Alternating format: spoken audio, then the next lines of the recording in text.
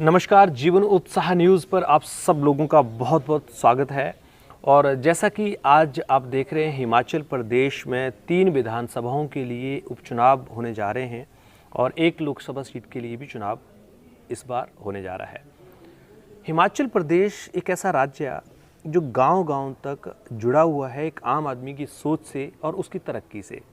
सरकारों की जिम्मेवारी भी बनती है कि एक आम आदमी के लिए जो सुविधाएं चाहिए, एक आम आदमी जो सोचता है, सरकारों से एक्सपेक्ट करता है, अपने प्रतिनिधियों से एक्सपेक्ट करता है, वो शायद उसको उस स्तर पर मिल पाए या नहीं मिल पाए, ये बड़ा ही एक ज़मीनी स्तर पे जुड़ा हुआ सवाल है।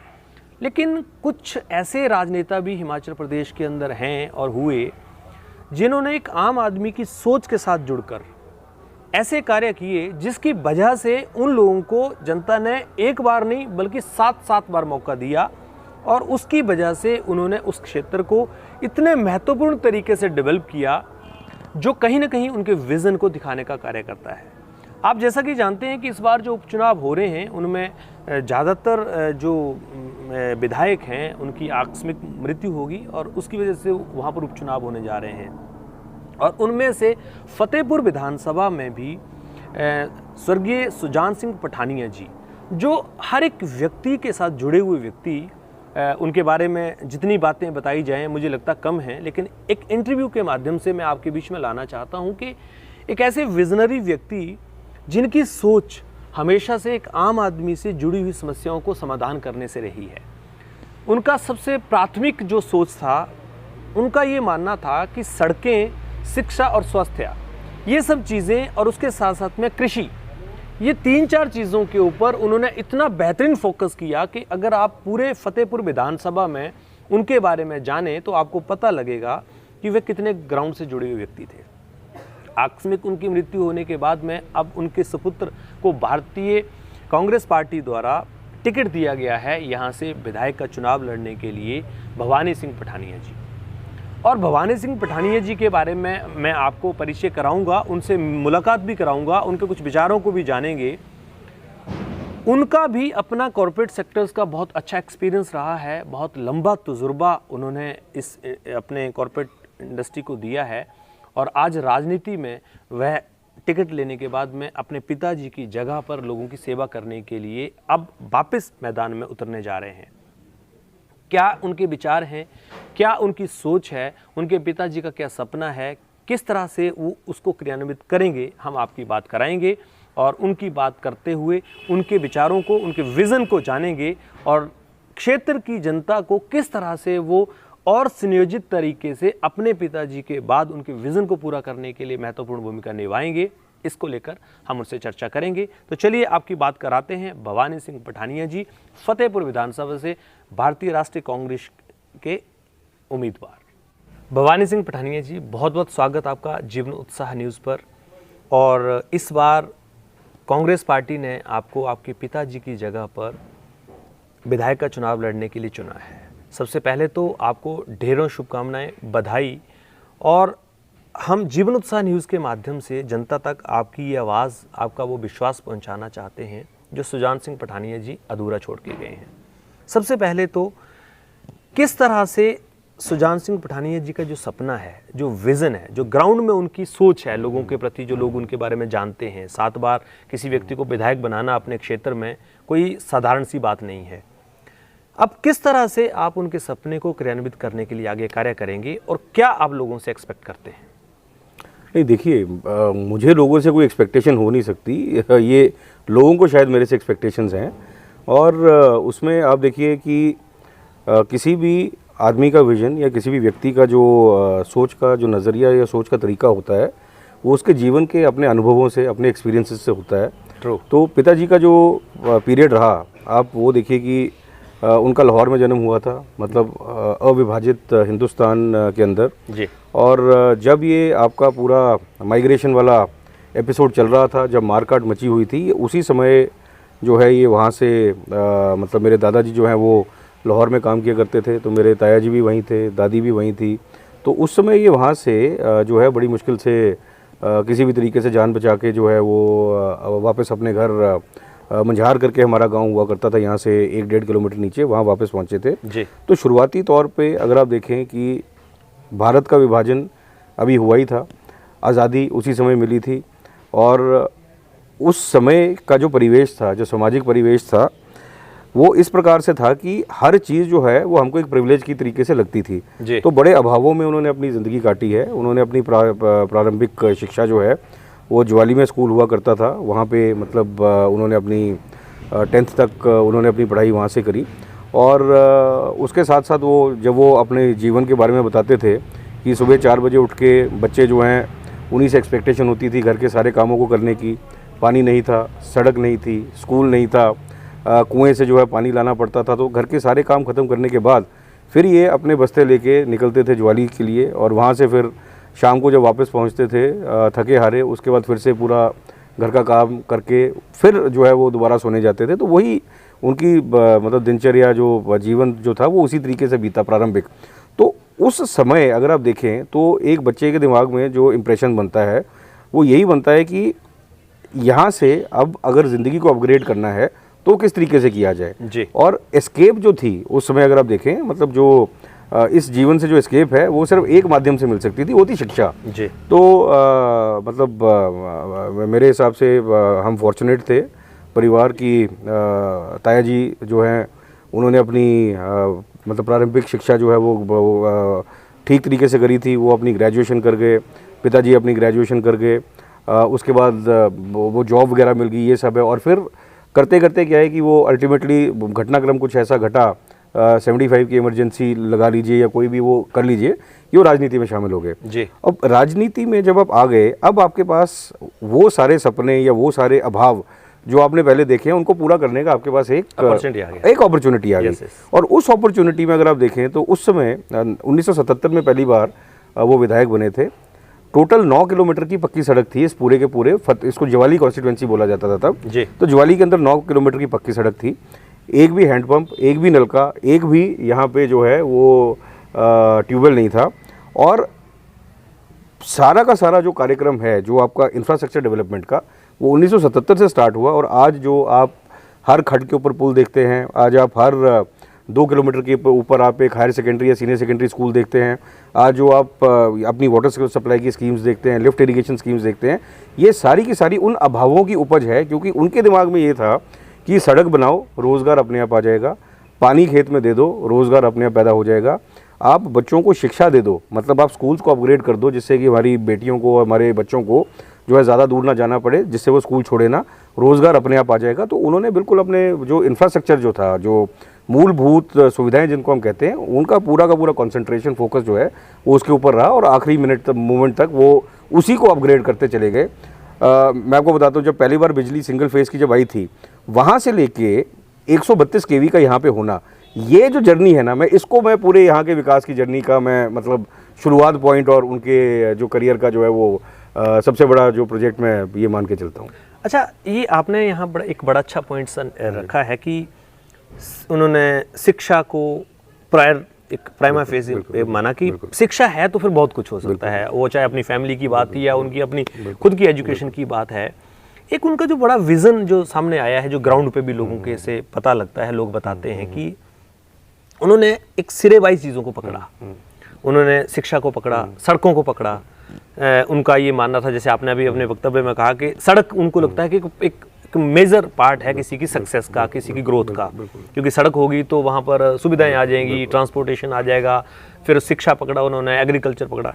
ये सारे जो विज़न थे उनके, ये कहाँ से आपको लगता है कि कहाँ से ये प्रेरणा मिली थी? और क्योंकि अब ये सब चीज़ें कहीं ना कहीं आपके ऊपर भी जिम्मेवारी आने वाली है, तो इस विज़न को कितना रिलेट करते हैं आप? मैं वही बता रहा हूँ ना, वो शुरुआती अभाव, मतलब उस समय जिन सर्कमस्टेंसेस से वो गुजरे थे, उनके दिमाग में एक रोड मैप था। देखिए, एक तो पूरी कॉन्स्टिट्यूएंसी उनकी पैदल घूमी हुई थी जी। आज जो सड़कें आपको अनोह की बेल्ट में दिखती हैं, उनके सर्वे भी उन्होंने ही रेकमेंड किए थे कि कहाँ से सर्वे करना है, क्योंकि ये सारे के सारे गांव आपके खडौन हो गया, मतलब लंगड़ा, कुठार, बेई, ये सारे गांव ये जो है वो पैदल उन्होंने ये मापे हुए थे। मतलब साल में एटलीस्ट 2 बार या 3 बार ये इन गाँव में जाते थे। और जैसे मैंने कहा, सड़कें थी नहीं, तो पैदल ये करना होता था। तो उनको उनके दिमाग में एक पूरे एरिया का मैप जो था, वो नक्शा उनके दिमाग में बसा हुआ था। उनको ये भी पता था अगर सड़क निकलेगी तो कहाँ से निकलेगी।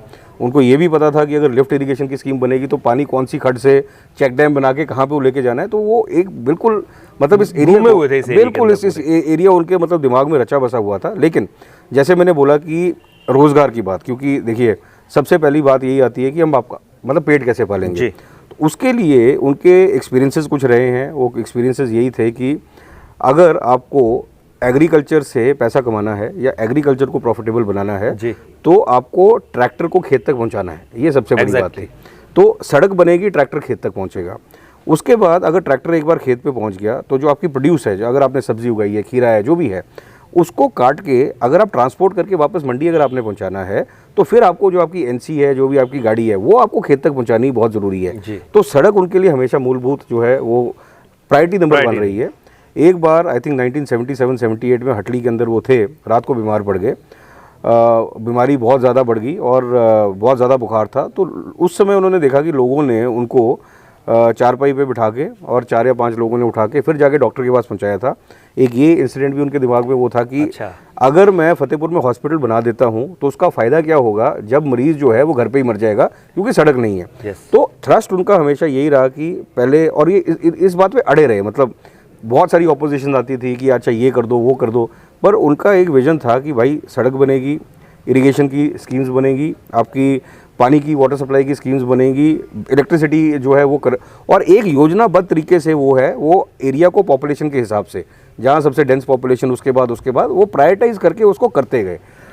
बीच में कई बार हारे भी, मतलब उनकी वो जो जिद होती थी कुछ कारणों की और जो चीज़ें बोलते थे एकदम स्पष्टवादी छवि उनकी थी।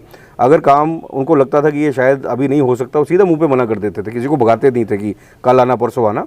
तो लोग नाराज़ भी उनसे रहते थे हमेशा। मतलब कई बार जो उनकी हम उम्र उनके लोग जो थे उनकी आपस में लड़ाई भी होती थी। मतलब मैंने खुद एक दूसरे को, मतलब उनको एकदम हीटेड आर्ग्यूमेंट्स मैंने देखे हुए हैं, जो आप देखिएगा कि पॉलिटिशियंस जो हैं वो यूजुअली करते नहीं, क्योंकि हर चीज़ वो मतलब उनको ये पता होता था कि भाई अगर मेरे को पता है कि ये चीज़ ठीक है तो मैं उसको उसी तरीके से करूँगा। तो अपनी विजन के हिसाब से, अपनी जिद पे वो मतलब लगातार वो लगे रहे और उसका नतीजा वही है। लोग चाहे जो मर्जी बोलें, लोग कहते हैं कि विकास, आप देखिए जो भी नया पत्रकार आता है या कोई भी पुराना, फतेहपुर में विकास नहीं हुआ। तो मैं उनको एक ही चीज़ बोलता हूँ, मैं कहा आप किस पैरामीटर की बात कर रहे हैं और कंपेयर किससे कर रहे हैं जी। ठीक है, आप अगर ये बोलिए कि हर चीज़ का स्टेटमेंट जो है वो जेनरिक नहीं हो सकता ना, it has to be comparative कि विकास नहीं हुआ, अच्छा कौन सी कॉन्स्टिट्यूएंसी के कंपैरिजन में विकास नहीं हुआ, कौन सी कॉन्स्टिट्यूएंसी के कंपैरिजन में हमारे पास स्कूल कम है, पर स्क्वायर किलोमीटर कहाँ पे हमारे पास पानी की सप्लाई कम है, आप वो बताइए, उसके ऊपर आंकड़ों पे आइए। तो वो आंकड़े किसी को पता नहीं होते, वो कहीं से कुछ सुन के आ जाते हैं, आगे यहाँ बोल देते हैं। तो मेरा बोलने का मतलब ये है कि आज अगर हमको जो बेनिफिट मिलता है, आज जब हम फील्ड में जाते हैं और आज जब हम लोगों से बात करते हैं, तो जो मतलब वहाँ से जो रिस्पॉन्स मिल रहा है ना जी, वो रिस्पॉन्स मेरे लिए नहीं मिल रहा, वो रिस्पॉन्स पिताजी के कामों के लिए मिल रहा है। वो रिस्पॉन्स उनके जो घनिष्ठ संबंध कुछ परिवारों से जो 77 से जो उनके संबंध रहे, उसके लिए रिस्पॉन्स मिल रहा है। तो ये एक टेस्टिमनी टू द फैक्ट है कि उनका जो विजन था वो शायद उस समय लोगों को लगता था कि ये रेलेवेंट नहीं है, पर आज उनके जाने के बाद हर एक बंदा बोल रहा है कि नहीं, वो जो भी करके गए वो ठीक करके गए। भवानी सिंह जी, यहाँ पर वैसे तो सुजान सिंह जी के बारे में बहुत सारी बातें बोलना मुझे लगता है बड़ा लंबा चर्चा हो जाएगा, क्योंकि जिम्मेवारी आपके पास आने वाली है, कमांड आपके पास आने वाली है। लेकिन एक प्रश्न जो उनके बारे में बहुत ही कॉमन, मैंने मार्केट में सर्वे किया है, लोगों से पता किया है, जैसे आपने भी कहा कि वो बहुत स्पष्टवादी व्यक्ति थे। अक्सर क्या होता था कि जब कोई व्यक्ति गलत होता है तो उसको गलत बोलना बड़ा मुश्किल होता है किसी पॉलिटिशियन के लिए, बट उनके अंदर ये व्यक्तिगत मैंने जो सर्वे किया है ये पता लगा है कि वो किसी भी गलत आदमी का सपोर्ट नहीं करते थे। वो सपोर्ट नहीं करते थे कि किसी को फोन कर दिया, किसी को बता दिया कि ये मेरा आदमी है। इस छवि से आप कितने सहमत हैं और आप क्या मानते हैं कि राजनीति में इसका कितना बड़ा रोल है? नहीं, मैं बिल्कुल सहमत हूँ। मैं भी मतलब कुछ हद तक मैं एग्जैक्टली मैं वैसा ही हूँ। देखिए ऐसा है, उनका ये मानना था कि कोई भी बंदा आपके लिए पास डीओ लेटर के लिए आया तो आप उसको डीओ लिख के दे दो तो वो खुश हो जाएगा। लेकिन उस डीओ की अहमियत क्या है कि 10 डीओ में से 7 रिजेक्ट हो जाए। तो ये भी एक बड़ी चीज़ बड़ी फेमस थी, उनका डीओ जो है कभी रिजेक्ट नहीं होता था, क्योंकि वो लगता ही सिर्फ उस पर था जो काम होने वाला या जो जेन्युइन था।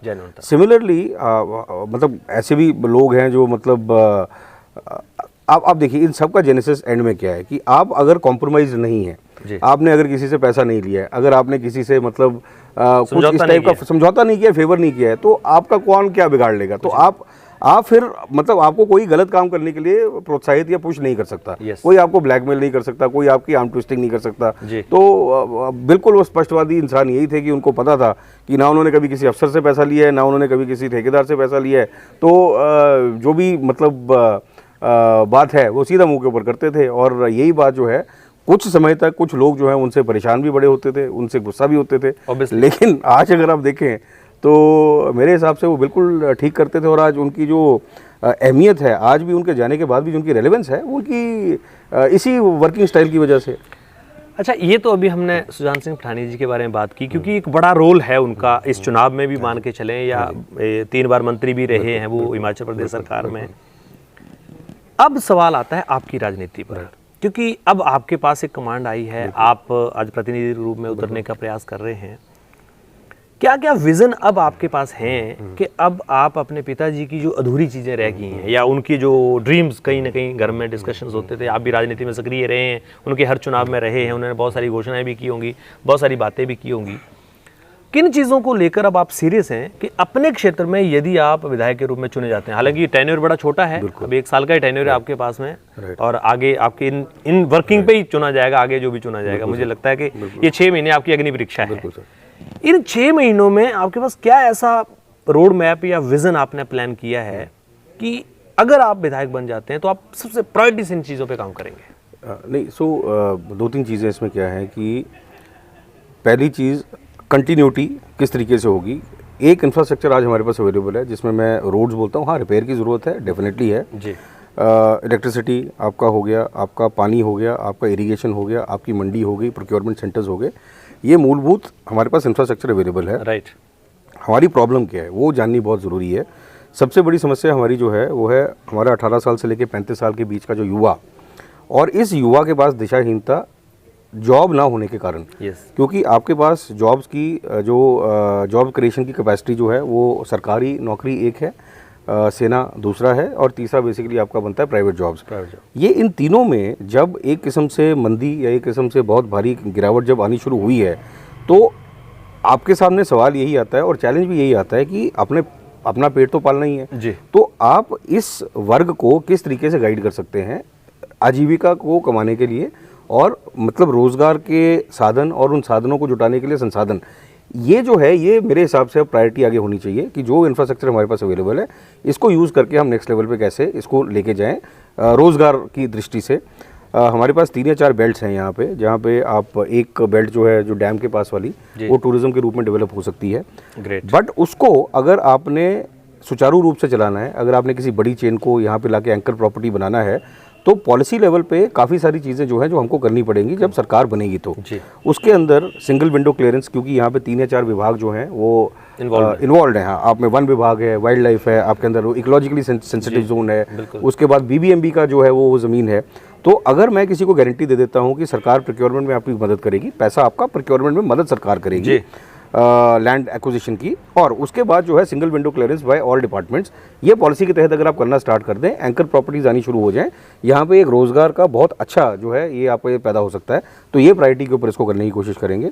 दूसरी हमारी अनोवा वाली बेल्ट है, वहाँ पे अगर आप ऑर्गेनिक फार्मिंग की बात करते हैं, वो फसलें जो कि बंदर जिनके ऊपर अटैक नहीं कर सकते, और उनके प्रोसेसिंग यूनिट्स अगर हम लगा लें, तो रॉ मटेरियल बेचने के बजाय अगर हम प्रोसेसिंग यूनिट्स लगा के उसको एक लेवल और अपग्रेड करके आगे लेके जाते हैं, चाहे उसको कोऑपरेटिव्स में कन्वर्ट कीजिए। हमारे पास एक बेल्ट है जहाँ पे आम है, जहाँ पे आज जो हमारे एक जो किसान है, जो बागवान है, वो उनका सीधा ठेका करते हैं, 2-2.5 लाख रुपये उनका आम का ठेका मिलता है। अगर उसको मैं किसी तरीके से कोऑपरेटिव्स में कन्वर्ट करके अगर मैं फूड प्रोसेसिंग यूनिट्स लगा के इफ़ आई कैन मतलब किसी तरीके से उनकी मदद कर सकूं, मैं उसको पल्प में कन्वर्ट करके फिर आगे सप्लाई करने की, हो सकता है उनकी इनकम 30-40-50% बढ़नी स्टार्ट हो जाए। तो रोज़गार के ये साधन इसमें उत्पन्न होने शुरू हो जाएंगे।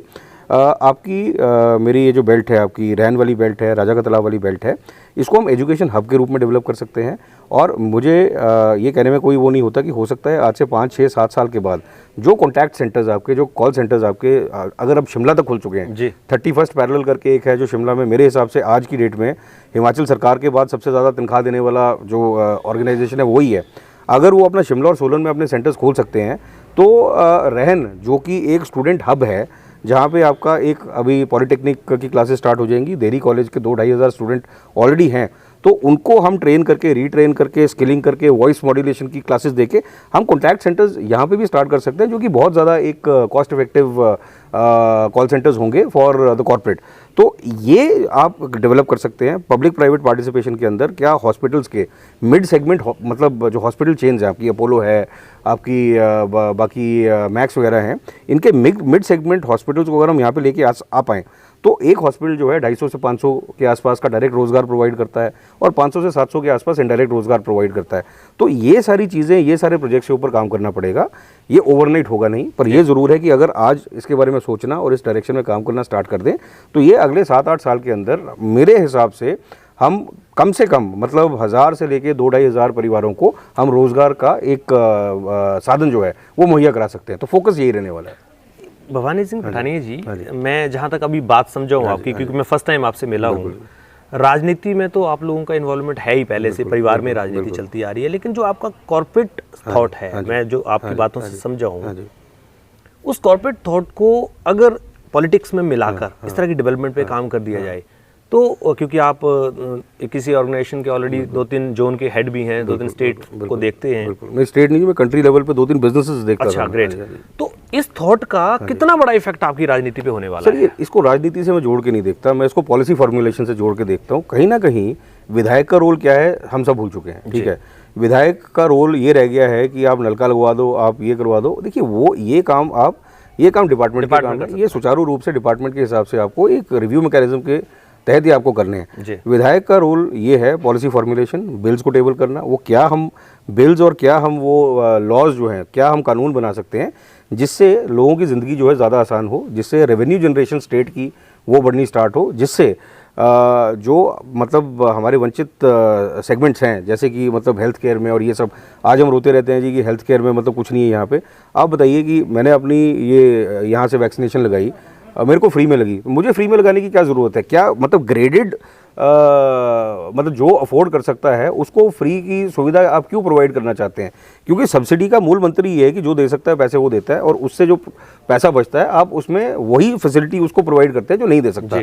तो इस प्रकार के कुछ आपको ये लॉज, कुछ आपको बिल्स ये टेबल करने पड़ेंगे, जो टेबल्स एक परमानेंट नेचर के आपको पॉलिसीज़ दे दें, जो जॉब क्रिएशन में आपकी हेल्प करें, जो आपकी हेल्थ केयर एलिवेशन में आपकी हेल्प करें, जो ईज़ ऑफ बिजनेस को फैसिलिटेट करें। और इसमें मैं बता रहा हूँ, आप एक बार बोलना स्टार्ट कीजिए, आपके जैसे बहुत सारे लोग हैं विधानसभा के अंदर, आपको बहुत सारे लोग मिल जाएंगे जो आपकी वॉइस को जो है सपोर्ट लैंड करेंगे, और हो सकता है ये किसी पार्टी का मैनिफेस्टो बन जाए, हो सकता है ये जो है प्राइवेट मेंबर बिल बन जाए, हो सकता है कोई पार्टी आपके बिल को स्पॉन्सर कर दे। तो ये जो है ये परमानेंट नेचर आपका होगा सोल्यूशन का, ना कि आप मतलब एक कोई कॉस्मेटिक सर्जरी करेंगे। मतलब चोट अगर लगी है तो बैंडेड लगाने का फायदा नहीं, अगर सर्जरी चाहिए तो सर्जरी की जरूरत है, उसमें टाइम शायद लग सकता है, पर सर्जरी अगर हो गई तो इलाज जो है वो परमानेंट। बिल्कुल। भवानी सिंह पठानिया जी, वैसे तो आपसे चर्चा करने में बहुत अच्छा लग रहा है, मुझे लग रहा है कि बहुत लंबा टाइम चाहिए इसके लिए, पर आप विधायक बनेंगे उसके बाद इस पर चर्चा ज़्यादा रहेगी। लेकिन अभी अंत में आप एक वोट अपील अपनी पब्लिक को करें, क्या ऐसे 2-3 कारण हैं जिनकी वजह से उन्हें आपको चुनना चाहिए? देखिए, मैं तो अपील युवा साथियों से मैं यही अपील करता हूँ कि आप किसी प्रत्याशी को वोट मत दें, आप किसी मतलब जो भी है आपने जो वोट देना है इंडिपेंडेंट चॉइस होनी चाहिए आपकी। आप रीजन के हिसाब से वोट ना दें कि भैया मैं तो इस रीजन का हूँ तो मेरे पास वाला है उसको वोट देना है। आप किसी कास्ट के हिसाब से वोट ना दें, जी मैं तो फलानी कास्ट का हूँ तो इसको मैंने वोट देना है। जो भविष्य अधर में है वो आपका है, 18 से लेकर 35 जो मैं बोल रहा हूँ। और जो कैंडिडेट आपने चुनना है, ये कैंडिडेट जो है ये एक टाइम का कैंडिडेट नहीं होने वाला है आपका। आपको इस कैंडिडेट के साथ आगे 10-12 साल जो है काम करना है। आप के पास इन्फॉर्मेशन अवेलेबल है, सारे के सारे टेक सेवी हैं, सबके पास मोबाइल फ़ोन्स हैं, मोबाइल फ़ोन में इंटरनेट है, इंटरनेट में गूगल है। आप गूगल करिए सब प्रत्याशियों को, आप यूट्यूब पे जाइए, आप फेसबुक पे जाइए, आप बस ये देखिए कि जो हमारे 5 प्रत्याशी इस समय हैं, 3 इंडिपेंडेंट है, 2 पार्टी वाले हैं, उनके विचार क्या हैं, आपको क्या लगता है कि कौन आपको लीड कर सकते हैं, आपको क्या लगता है कौन आपको डायरेक्शनली गाइड कर सकते हैं फॉर नेक्स्ट 5 to 10 ईयर्स। और मैं 10 साल का होराइजन लीजिए, इसके ऊपर नहीं, उसके ऊपर क्या होगा वो किसी को कुछ नहीं पता, पर क्रूशियल फेज जो है हमारा अगले 5 से 10 साल का है। और आप अपनी इन्फॉर्म्ड चॉइस लीजिए, आपको जो लगता है ये प्रत्याशी ठीक है, आप मतलब आप उसको वोट डालिए और वो आपकी कॉन्शियस चॉइस होगी। जी, बहुत अच्छा आपने मैसेज दिया है और हम विश्वास करते हैं, भगवान से प्रार्थना भी करते हैं कि आप इस क्षेत्र के डेवलपमेंट के लिए जो सोच रख रहे हैं वो लोग उस सोच को समझें। एग्जैक्टली सबसे बड़ी बात तो यही है कि जब आप तरक्की की बात सोचते हैं और जब अपने डेवलपमेंट की बात सोचते हैं तो आपके पास एक ऐसा लीडर होना चाहिए, वट एवर वो किसी भी पार्टी से बिलोंग करते हों। तो आपके इस करियर के लिए हम बहुत बहुत बधाई देते हैं आपको, और आप जीवनोत्साह न्यूज़ के साथ जुड़े इसके लिए आपका बहुत बहुत और एक आखिरी चीज़ और है जी, ये काम जो मैंने बड़े बड़े बोले इसके साथ साथ नलके भी लगवाऊंगा ही। चलिए जी, बहुत खुशी हुई, आप इसको जरूर करें। बहुत बहुत धन्यवाद। Thank you sir. तो दोस्तों, आज हमने आपकी मुलाकात कराई युवा चेहरा कांग्रेस पार्टी से, फतेहपुर विधानसभा से सुजान सिंह पठानिया जी के सुपुत्र भवानी सिंह पठानिया जी कॉर्पोरेट थॉट के साथ में अपने पिताजी का विज़न साथ में लेकर चलते हुए एक स्पष्ट सोच और एक दूरगामी सोच के साथ में क्षेत्र को लीड करने के लिए जो प्रयास कर रहे हैं उसमें आपको कितना सहयोग करना चाहिए, ये सवाल, इसका जवाब आपके ऊपर छोड़ता हूं और आप ही इसका फैसला करें कि हमारे राजनेता, हमारे प्रतिनिधि किस आधार पर, किस तरह के होने चाहिए जो हमारे समाज को लीड करें, हमारे युवाओं को, हमारे जो समाज के लोग हैं, चाहे वो बुजुर्ग हैं, चाहे वो महिला हैं, उनके लिए कार्य करें। तभी तो ये समाज विकसित होगा, तभी तो राजनीति का जो सही रूप है वो सामने आएगा। जीवनोत्साह न्यूज़ का हमेशा ये प्रयास है कि प्रत्याशियों को एक सही मंच पर लाया जाए। केवल भाषण दिखाना और केवल वादे दिखाना हमारा मोटिव नहीं है। हमारा मोटिव है प्रत्याशी के विज़न को लेकर, उसकी सोच क्या है उसको लेकर आप तक पहुंचना। जीवनोत्साह न्यूज़ के साथ आप इस तरह से बने रहिए। बहुत बहुत धन्यवाद आपका।